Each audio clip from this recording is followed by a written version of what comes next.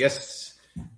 Good morning, good afternoon, good evening. My name is Jason Weiss, and I am the host of the Ask Jason Weiss Show. Thank you all for coming here and joining us. Today we have a special episode where we have Chef Michael Jacobs and we have Chef Tova Weiss who are here, and we are going to do a little bit of a Passover tradition. And as well, we are going to do a little bit of I think it's a chicken dish, but I don't want to give away all of the surprises. So I know what Tova is going to be doing, but I do know that Michael likes to have his surprise. So we're going to do. So first of all, this is Tova. You all know Michael. You can always watch his show as well because he's just crushing it in the kitchen, and we love seeing that.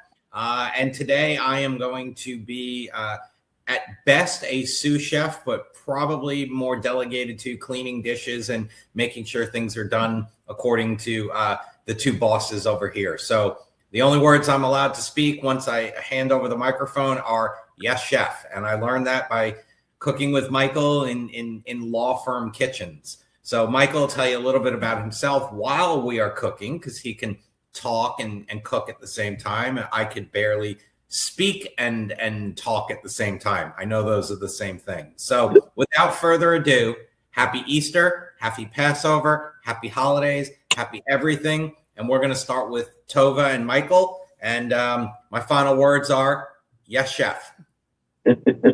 Thank you, Jason. Thanks Jason, for having me. All right. So today we are on this side, we're going to be making some haroset. Now, in Passover, the story of Passover, it was when the Jews wore slaves, and this is supposed to represent what they used to build the pyramids, the mortar that they built the pyramids. So we use it as a reminder, as a part of the Seder plate, and we make a sandwich with it and all these other good things. So the main ingredients are apples, nuts, honey, cinnamon, and of course a little manischewitz. Does it have to be manischewitz? You know, it should be kosher for Passover wine. It doesn't have to be manischewitz. Can I use grape juice? You can use grape juice since you have toddlers. However, they may sleep better. Good answer. So I don't need the NyQuil. No NyQuil. No Benadryl, no NyQuil. When you make haroset, do you chop your apples or do you shred them? You know, that's a great question. I think in the past, when I've made haroset, I like to use it as a condiment. So nowadays, when I was younger, I would dice it and chop it up. Nowadays, I grate it because it's almost like the texture of the apple, depending on which type of apple you use. Do you use a Honeycrisp? Do you use a Red Delicious? These are really important questions when you make it for me, because each apple has a different flavor. If you want a little bit of a sour tart, you can use a green apple, right? Mm-hmm. So with all of that available with your haroset, depending how manischewitz, we know manischewitz is very sweet.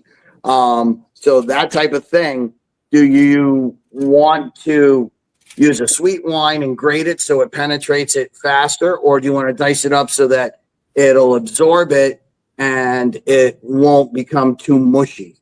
I think that's the question, and the texture aspect of haroset for me. Okay, so I have Honeycrisp apples. So what's your recommendation? Because I brought out my grater and my knife. That's funny. So Honeycrisp is very juicy. They have a lot of moisture in them. So grating them, I think they would disintegrate a lot. And if you want more of a applesaucey type of atmosphere, consistency, excuse me. If you want an applesaucey consistency, I feel like that would be the right way to go. Okay. If you don't, and you want more of a textured, chunky, firm to the bite, I would dice it. Okay. So I for the peeled viewers them. that can't see Mhm. and are just listening through audio, please explain what you've done as I'm eating the skin of the apple to make sure it's edible. Okay, so I've peeled the apples and I'm starting to cut them up into pieces so that, like Michael said, I like the texture of the haroset. I don't want it to be mushy. So I'm going to go ahead and start chopping it into small bite-sized pieces. You can see, you can make them big, small, Exactly. whatever's easy to eat. Now, Michael, Whatever you like. while Tova's chopping and cutting, Yes. why don't you tell the viewers what we're doing here? Because I know we only have 40 minutes for the show. And if I remember correctly, I think you said you needed about 30 minutes. So while Tova's cutting, why don't you tell us a little bit about what's going on your side of Florida? Okay, so what I'm going to do is an Instapot. And because like you were explaining, Tova, for Passover, I remember being actually at a Passover. You and I discussed this the other day. I remember being at your house for a Passover meal. And I got inspired last week to do an Instapot dish for my family because I wanted to use up some stuff. And I also wanted to do stuff for our podcast and for our YouTube channel, Chef MBJ. So the YouTube channel, I do a lot of different cooking, but I thought Instapot would be great for people. Even a slow cooker or a Dutch oven would be a really good option for this type of dish. So when I went to your house years ago, I remember you making a dish with chicken, and I thought it was with chicken thighs, and I could be wrong, but I remembered it originally had prunes, I think you told me, and you changed it for sun-dried apricots or something like that. Right, because I don't like And- Right. So it was that sweet and savory together. And I really like that. So I have a dish that I'm starting to make for my kids and they loved it last week. So I'm going to start getting that ready. And I just took some stuff that I had around the house. I have chicken thighs, we keep them in the freezer. We buy bulk. So I just keep them in the freezer. And the reason I like to use chicken thighs is because they're really great for cooking in stews, and they really hold up and they don't dry out when you're cooking. Like chicken breast will dry out if you overcook it or if you leave it for too long. So something like this I think is really good for my family. Plus, for family cooking and for home cooking, stews, one pot wonders are really great for people. Yeah. And the other thing is this, as having toddlers, and now Tova and I have adult children because they were on the show last week, their taste and what they want to eat changes on a daily or a weekly basis. So while you can get them in with a stew, go for it. Load them up, because in 2 weeks, Daddy, we don't want this. Even said it, I go, Jay's going to laugh. I already know. So it's made out of peas, the green ones, not the yellow. And it's called Kiki, Kiki, Kiki milk. And what I do is I take that, I blend it up with a little ice, and I put 2 scoops of this Haya powder, which has a chocolate flavored with all the vitamins. The kid will drink 2 of them. Like nobody's been 2 12-ounces. He calls it a chocolate smoothie. I said, all you want, buddy, all day long. Wow. Sometimes I throw some coconut water in there. Say again? We got to make sure that minor child does not watch this anytime soon, because he'll say, Daddy, I don't want broccoli in my chocolate smoothies no more. So be careful. He's 3. Does the Kiki milk have protein? Yes, it does. Protein? Yeah, I think it's 5 grams for every 8 ounces or something like that. You know what? Let me grab a bottle. But Michael, you said he's only 3. That means he's been on YouTube and watching videos for about a year now. So correct, exactly. This kid, he's been watching apples. Thank you, Grandma. All right. So then next, I like pecans. I'm not a big walnut liker, so I agree. Things that I like. I find walnuts are, strong flavor. Right. I think walnuts are for certain things like, pies and cakes and stuff. Maybe even some muffins, but I'm not a big walnut guy. I will choose to not put that in. Yeah. So we've got some pecans that are being opened. I bought chopped ones just to make it easier and fast. So we've got about 2.5, 3 apples. This is 8 ounces of pecans. I'm gonna use like half the bag. Oh, wow. Well, So like half a cup. And what are you doing over there while you're doing that, I'm going to get started on the chicken. And I'm trying to get fancy here, right? See how I have the camera zoomed in on the food there? Yes. On the cutting board. You are. Right? You like that? Yep. Yeah. While you're doing that, I'm going to sprinkle in some cinnamon to the mixture. So you have cinnamon, apples, and pecan. No, Do you say pecan or pecan? No, I say pecan. She's from Atlanta. It's pecan. Lamb. Yes, I get made fun of by my daughter. She's like, it's pecan. And then I'm going to squeeze in a bunch of honey. Boy, So you do guys you say aunt or aunt? We got pea in cans. We got pea in smoothies. I mean, you guys are getting me. There we go. I knew it. All the puns for the guys. And how much honey did you just put in, Tova? Okay, so I probably put half a cup of pecans, about 1/4 cup of honey because honey is delicious. Maybe like a teaspoon or 2 of cinnamon, and then I'm going to add in the Manischewitz. Thank you. Oh, that's inside. Okay. Yeah. Does it matter what type of honey you use? I don't think it does. Since it's Passover and you're supposed to clean out the house of all of the chametz, like any remnant, like leaven stuff like bread and rice and all the things that you're not allowed to eat.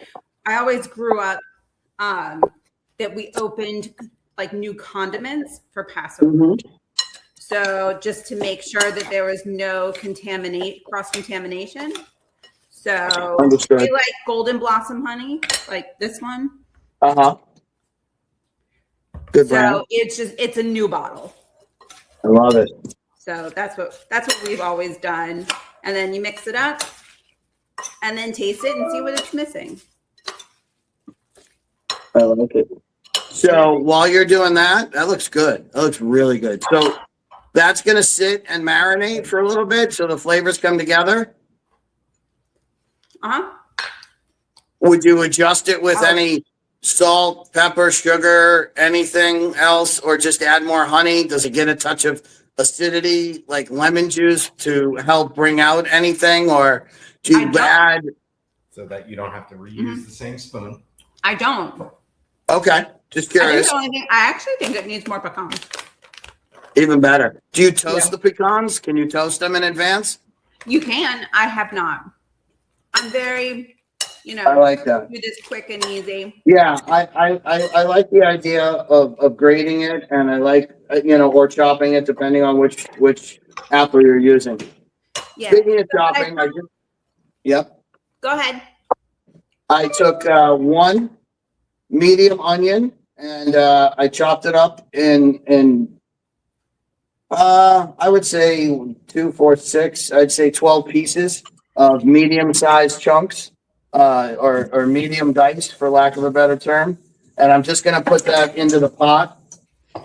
And now I add, this is my favorite part, so I go to the store, and like I told you, my kids are really into, starch. So I have like sweet potato, I have red potato, red bliss.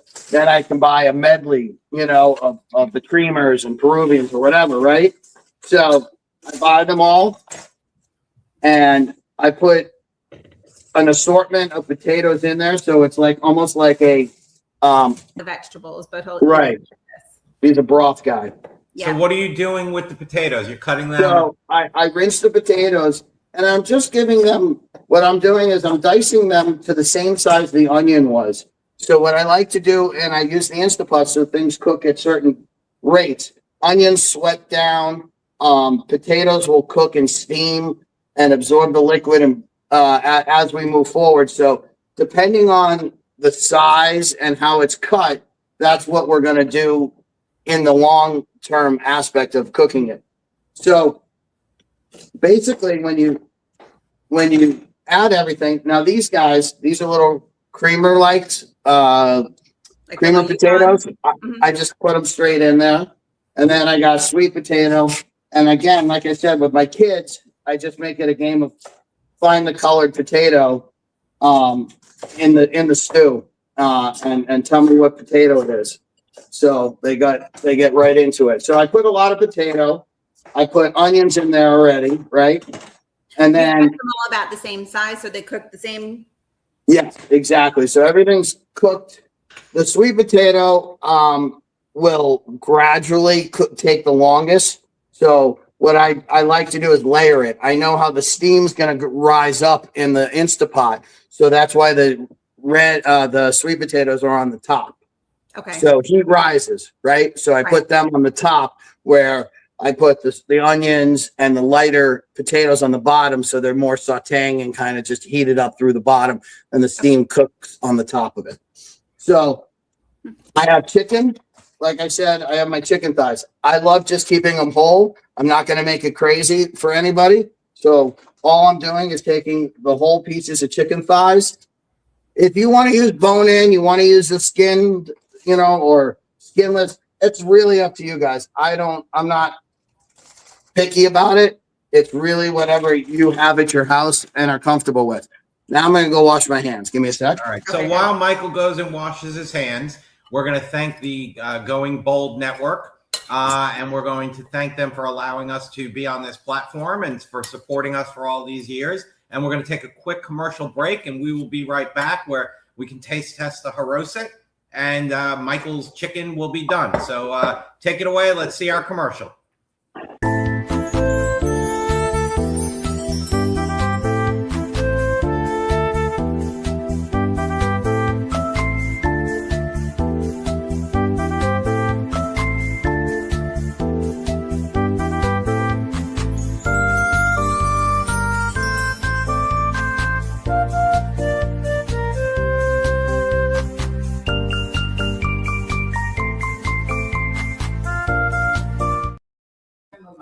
Oh, you caught me.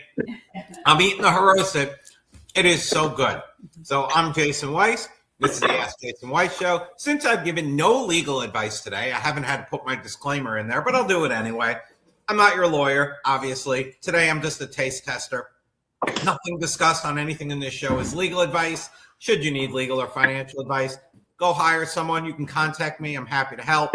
Right now, I just want to eat haroset. So we got Michael, who is doing an Instapot chicken dish. And so far we've had onions, sweet potatoes, normal potatoes, chicken thighs.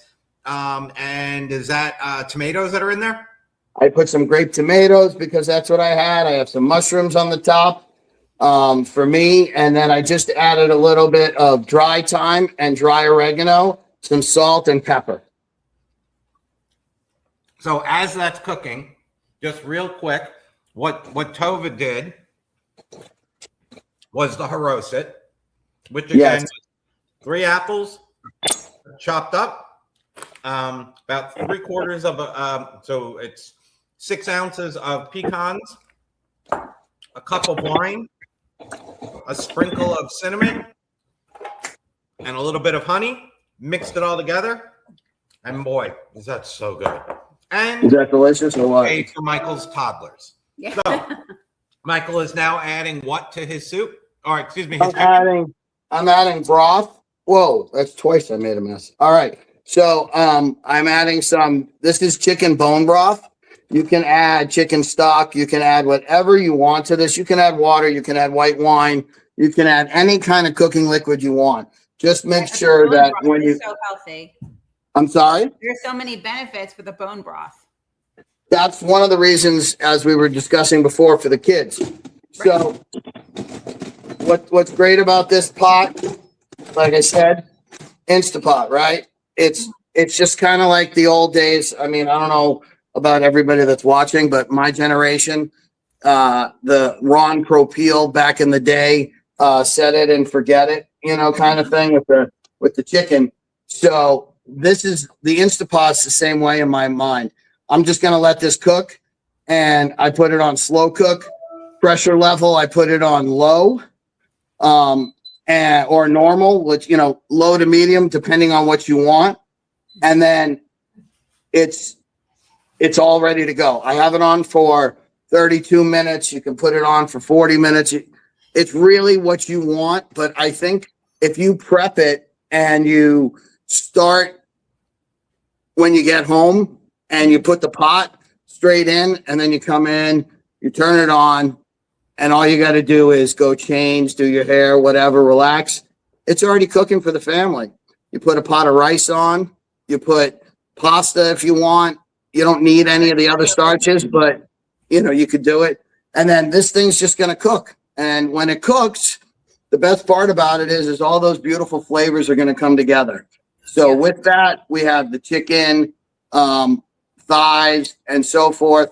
You could do this dish with anything else that you want. If you want to put some drumsticks, if you want, you can do it with drumsticks. You can do it with lamb shanks, would be nice too, but I'd sear them first. Okay. Anything. The Instapot is like, since I had kids, it's like one of my best friends, right? So slow cookers, Instapots, and even the air fryer. I love the air fryer, but I'm very specific with my air fryer. It has to be the square box one, the Cuisinart one. I'm not a big round air fryer guy. So yeah. Is that the round one or? No, I'll show you. So while she's doing that, I'll ask the question when she's done. It's dueling. Oh, interesting. I like that. Yeah, it has two sides, and there's a match cook and lots of different features. So on this, Michael, with the Instapot, for somebody that knows nothing about cooking, obviously, how do you know when it's done? Do you just set it for a certain amount of time, and does it turn off? That's the best part. That's the best part about Instapot is you can just set it, and you can have timers. There's timers on here too. So I can tell it to do a low pressure and keep warm. I can put the pressure level, and I can put timer. So I want it for 28 minutes, and I press, start, and it'll start. Everything will go. Slow cook. I have meat stews. I have all these different options on here. You can even hit it to pressure cook. All these wonderful options to do it. So I think, and the way I use mine, obviously you read your directions, but my Instapot, I just put it on the poultry and I let it go. Now, if I switch it up and I cancel and I put it on meat stew, it has a preset. So everybody's different. The reason it says high pressure, most of your meats that you're gonna stew or cook in an Instapot need a lot of breakdown time. Right. So I'm sorry? Because you're using a tougher cut of meat? Correct. So that's why, different timing. So I set this one though, because when I use the chicken thighs, I know the chicken thighs take a little extra time rather than a chicken breast for me. Mm-hmm. So what I love about it, like I said, is I just cook it up and let it sit, and it's on, and let it go. And I can go now, like I said before, if I have some emails to answer or I got to go run out and pick up the kids, I'm not worried about this thing being on. I can go pick up the kids and, everything's great. Go grocery shopping if I need to or whatever it is. I know that this is a one-pot cooker that's great for me. So when I'm done with this, what I've done is I let it sit. And when it sits, I like to let it sit for an hour or two in the pot and let it cool down in its own liquids. A lot of people, when they cook something in a liquid, specifically like a braising item, they'll take it out and they'll cool it separately than everything else. One of the misnomers and the big mistakes is that you're drying out your product. What's going to happen is that as it cools in the liquid, as it's cooling in the pot, it's also absorbing more of the liquid, so it stays nice and moist, which is a key secret. Right. So anytime you braise something, back in the day though, we used to do duck confit. You know, when you're cooking something in its own fat and its own liquid, and if you're cooking like say the duck legs, you cool it in the fat for the same reason. You know, you don't want something dry. When you pull it out and air dry it, now you're creating an atmosphere where it can absorb what the area is outside instead of absorbing the fluid and liquids that it's in normally. Right.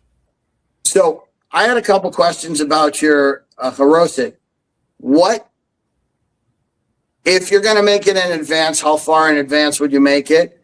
And do you have to let it sit, or do you think, you know, one answers the other, but if you can make it in advance, do you let it sit? Do you only add all, you know, certain ingredients? Would you add all of them, etc.? How does that work with you? Okay, so I would make it, you can make it at least a day ahead and just put it all together and let it sit in the fridge. So after trying the chopped one, I'm like, I think I like it shredded better, because then it's more of like a spread, where this is kind of reminiscent of like, I don't know if it, I mean, it's not cooked, so it can't be like a chutney, but it's more of like, I'm trying to think, what would you consider? Like a salsa? Right. So like that. So, but I mean, it still tastes delicious. It's funny. So I'm going to grab mine from last night and show you what we had. Okay. And it's funny because my mom, who is here but doesn't want to be on camera, we gave her a little bit of the haroset when we went to commercial, and she said, "Oh my God, this is delicious. I could eat it. It's sweet as candy." But her comment to Tova was, "Isn't it usually browner? I expect it to be brown." And there's Michael's showing that nice it's brown.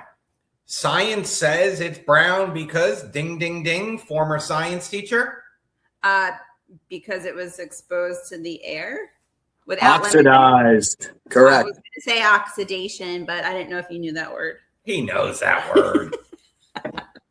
William actually knows it, which scares me. Anyway, the two things Michael needs: oxygen and sedation. We get it. Yeah. Oxidation.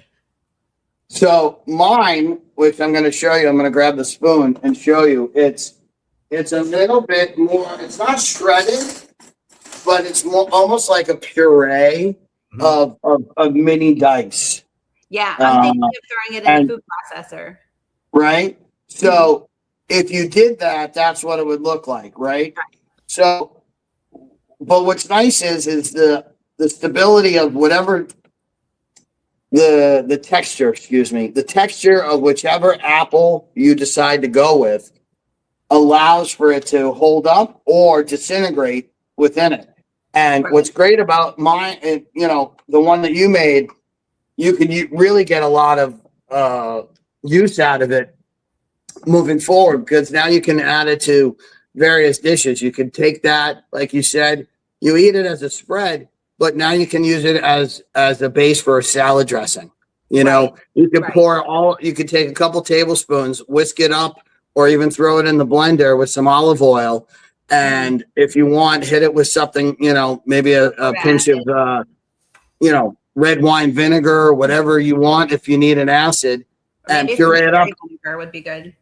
Sherry vinegar, yeah, some aged sherry vinegar. And then now you got a nice dressing for salad because you already have all the ingredients in there. Right. And then you could do your pecans, toast them up. Make a salad for tonight. So you mentioned the types of apple. Do you think you could do that with a Granny Smith?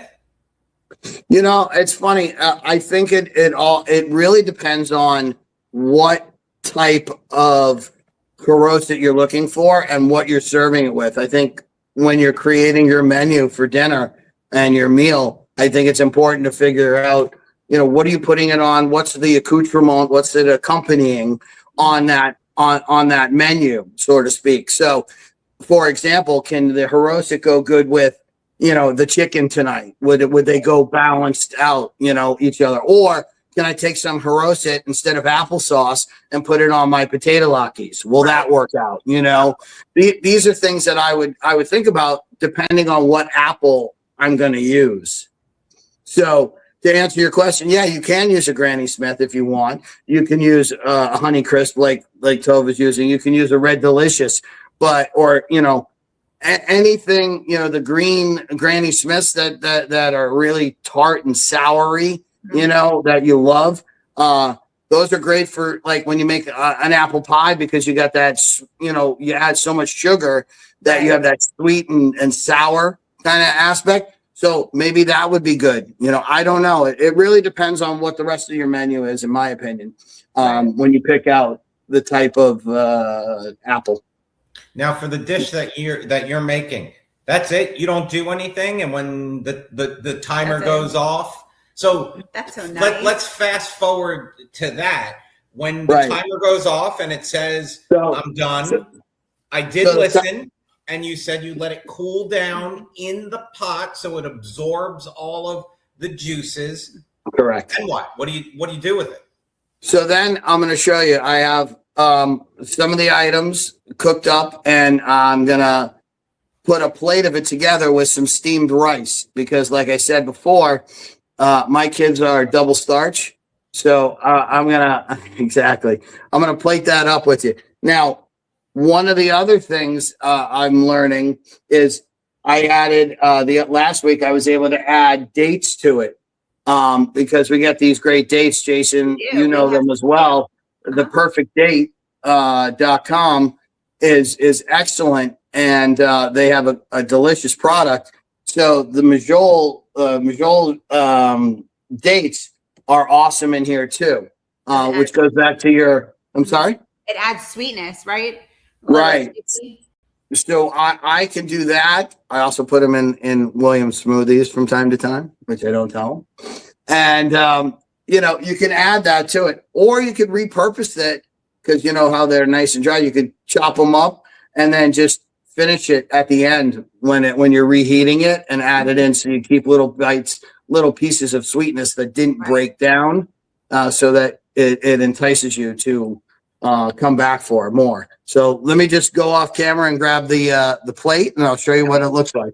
Sounds good. So yeah, we got some great dates, and I want to thank Annette. Thank you so much for the phenomenal dates. Yeah, they're delicious. They're awesome, and I'm actually in the process of, we've eaten a bunch of them, and I have replanted them. So I have some dates that are growing outside on my patio. You can't see them in the window, but they're behind us there, and hopefully in the next 2, 3, 4 years, I will have dates of my own.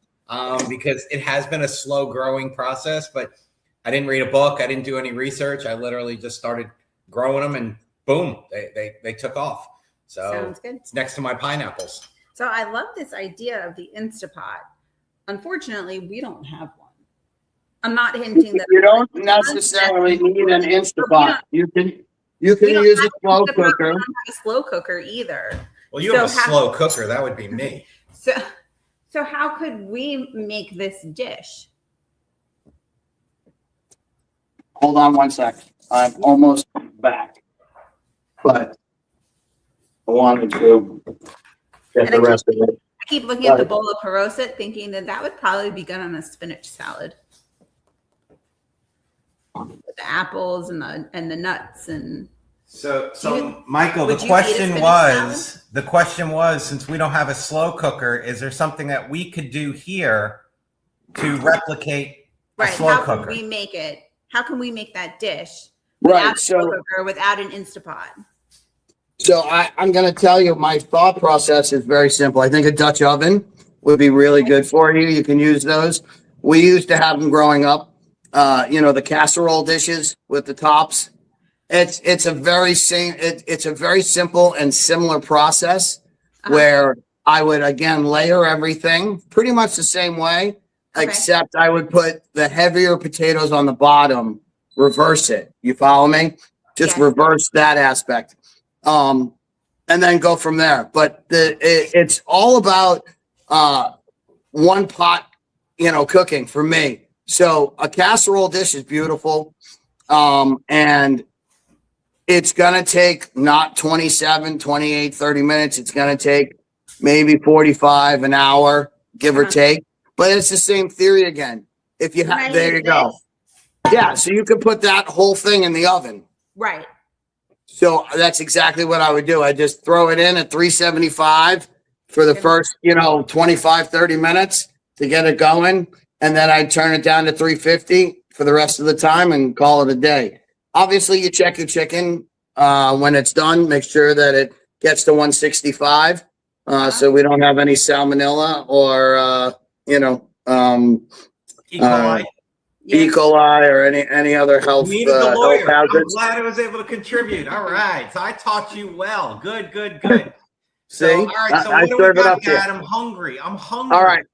So here we go. So it's not the most beautiful plate, but what's important about it, specifically with my kids, is that I can disguise everything.